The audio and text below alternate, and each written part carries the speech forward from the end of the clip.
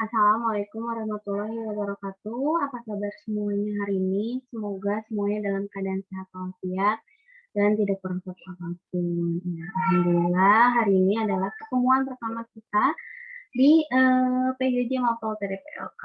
Sebelumnya perkenalkan, nama Ibu adalah Ibu Dian Septi Anggreni. Kalian bisa panggil Ibu Dian. Ibu adalah guru yang mengajar TDPLK selama 1 tahun ke depan. Nah, jadi kita akan bertemu selama 1 tahun ke depan untuk mempelajari TDPLK ini. TDPLK itu apa? Ibu akan menjelaskan di sini apa itu TDPLK dan apa saja yang akan kalian pelajari selama 1 semester ke depan dan juga semester berikutnya yang akan dipelajari di TDPLK. Oke, yang pertama, TDPLK itu adalah teknik dasar pekerjaan laboratorium kimia. Di TDPLK ini, kita akan mempelajari mengenai alat ukur dan juga alat-alat laboratorium yang digunakan untuk pekerjaan laboratorium kimia. Nah, di sini kita yang pertama akan mempelajari alat ukur apa saja yang digunakan untuk digunakan untuk di laboratorium. Kemudian ada juga alat-alat apa saja seperti alat gelas dan non-gelas yang digunakan di laboratorium kimia ini. Nah, untuk penilaiannya TDPLK ini kita ada tes tertulis untuk pengetahuan dan ada juga UTS dan juga UAS. Ini tes tertulis ini tidak setiap hari, tapi per KD-nya. Jadi setelah selesai materi, per KD disampaikan, kita akan melakukan tes tulis ya. Kemudian ada untuk keterampilannya, ada nilai praktek dan juga laporan praktek. Untuk nilai praktek ini, apabila kita tidak memungkinkan untuk tatap muka, kita akan menggunakan cara praktikum sederhana. Jadi kita akan melakukan praktikum sederhana di rumah yang bisa kita lakukan yang berhubungan dengan KD-nya, tapi tetap dibikin laporan.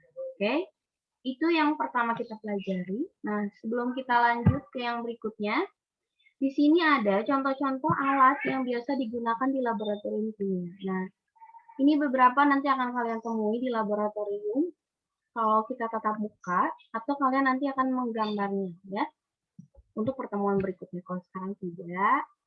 Terus, ini adalah yang akan kalian pelajari juga, yaitu mengenai prinsip kerja peralatan neraca. Neracanya itu nanti kita akan belajar macam-macam. Neracanya ada analisis dan juga ada neraca 3 lengan ya. Jadi kita akan belajar macam-macam neraca, cara menimbangnya seperti apa, terus bagaimana menimbang larutan yang padat, cair, dan juga serbuk ya. Kemudian ada juga bagaimana menerapkan teknik penimbangan sesuai karakteristik sampel. Itu nanti kita akan pelajari juga.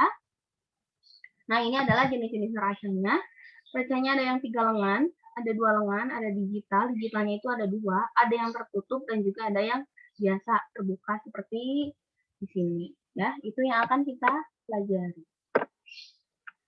Kemudian kita akan mempelajari bagaimana menerapkan pengkondisian sampel. Jadi, sampelnya itu kalau misalnya akan digunakan atau misalnya akan ditimbang harus dilakukan apa dulu atau disimpan di mana terlebih dahulu.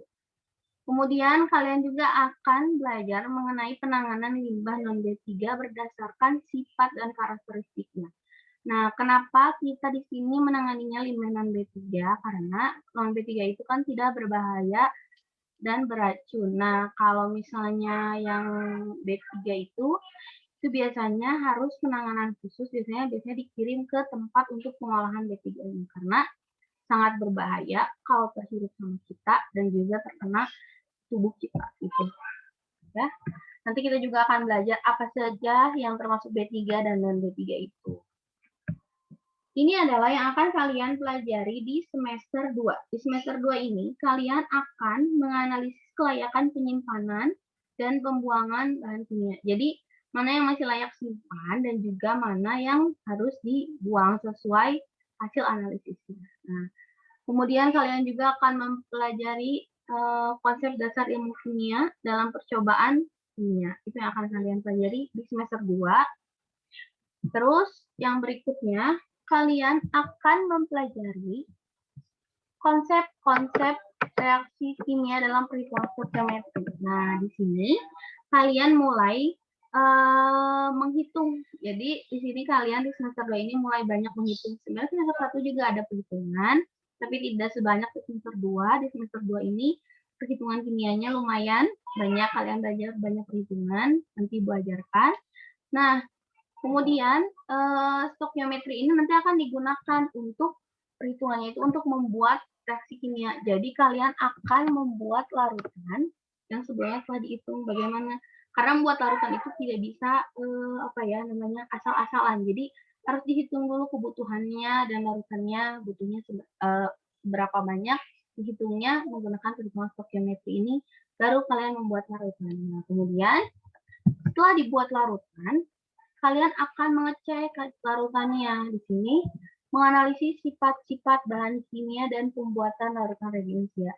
Di sini kalian harus tahu sifat-sifatnya sebelum dibuat, kemudian kalian akan cek apakah larutan yang kalian buat itu benar konsentrasinya, terus apakah benar larutannya itu asam atau basa yang dibuatnya. Ini adalah kalian akan cek di proses titrimetri ya. Jadi kalian akan melakukan proses titrasi. Titrasi itu apa? Nanti akan Ibu jelaskan di pertemuan pada saat titrimetri ya. Kalian titrasinya ada dua, ada titrimetri dan juga grafimetri. Ya, jadi kalian akan belajar ini semester 2 di perhitungannya. Nah, itu saja yang Ibu sampaikan mengenai materi apa saja yang akan kalian terima dari Ibu selama 1 tahun ke depan. Jadi, kalaupun ada pertanyaan atau kurang paham mengenai materi-materi tersebut, boleh silakan bertanya di grup WhatsApp. Tanyakan aja, nggak apa-apa, nggak usah malu. Ditanyakan, nanti akan Ibu jawab. Nah, kemudian Ibu punya tugas buat kalian. Tugasnya adalah kalian cari apa saja yang dikerjakan di laboratorium kimia. Kemudian pekerjaan apa saja ya yang dikerjakan di laboratorium kimia. Minimal 5, maksimal silahkan bebas. Kemudian alat apa saja yang digunakan di laboratorium kimia. Ya, minimal 15 alat, maksimal silahkan bebas. Ya, tulis di buku catatan nama, kelas, mata pelajaran, kemudian tulis pekerjaan yang dilakukan di laboratorium kimia. Kemudian tulis apa saja. Kemudian alat yang digunakan di laboratorium kimia, tulis apa saja. Kalau sudah selesai, kalian foto, kirim di grup WhatsApp, nanti sama Ibu dimulai. Oke? Ya, sekian penjelasan dari Ibu. Maaf apabila ada kesalahan ataupun terlalu cepat.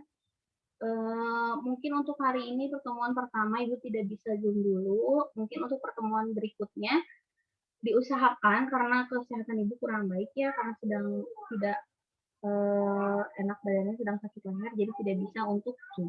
Semoga kedepannya kita bisa Zoom. Terima kasih atas perhatiannya. Semoga penjelasannya dapat dimengerti. Wassalamualaikum warahmatullahi wabarakatuh. Selamat mengerjakan ya. Jangan lupa dikumpulkan di grup WhatsApp. Terima kasih.